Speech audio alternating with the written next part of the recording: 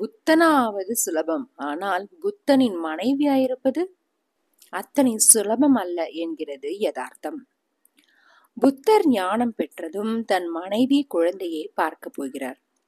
மனைவி கேட்கிறாள், என்னை விட்டு போனது பரவாயில்லை, ஆனால் என்னிடம் சொல்லிவிட்டு போயிருக்கலாமே.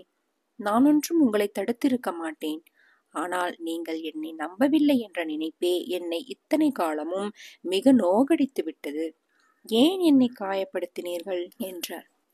புத்தர் அவளிடம் மன்னிப்பு கேட்டுவிட்டு தான் பயந்தது அவளை கண்டு அல்ல, தன்னைத்தான் என்கிறார்.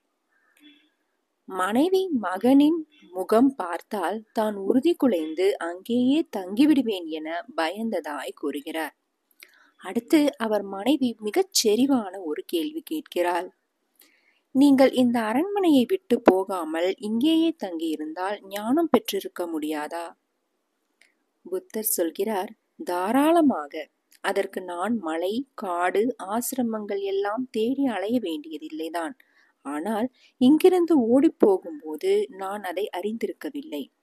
உண்மையில் எங்கிருந்தாலும் எனக்கு இந்த ஞானம் கிடைத்திருக்கும். இடம் பொருட்டே அல்ல என்றார். புத்தனின் வாழ்க்கையை போற்றும் யாரும் அவர் மனைவி யசோதராவை பற்றி பேசுவது இல்லை.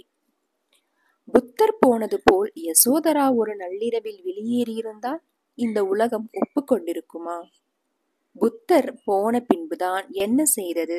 அவளை வாழாவெட்டி என்றது. அதுதானே சுற்றத்தின் குணம். அப்படி ஒன்றும் வயதாகிவிடாத அழகு மங்கை, ஒற்றை குழந்தை ராகுலன். சாதாரணமாயிருந்தாலே விடாது. உரிமையாய் ஒரு ராஜ்யம் வேறு. எவ்வளவு போராடியிருப்பாள். புத்தர் போனதும் தன் தலையை மழித்து கொண்டாள். தன் ஆடை அலங்கோலமாக்கிக் கொண்டாள்.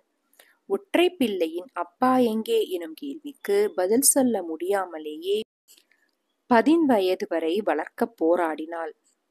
எல்லாவற்றையும் துறந்து எத்தொல்லையும் இல்லாமல் துறவியானான் புத்தன். எல்லாவற்றையும் வைத்து கொண்டு எல்லா துயரையும் அனுபவித்தபடி துறவியாய் வாழ்ந்தாள் யசோதரா. எது கடினம்? யார் உண்மையில் துறவி இப்போது?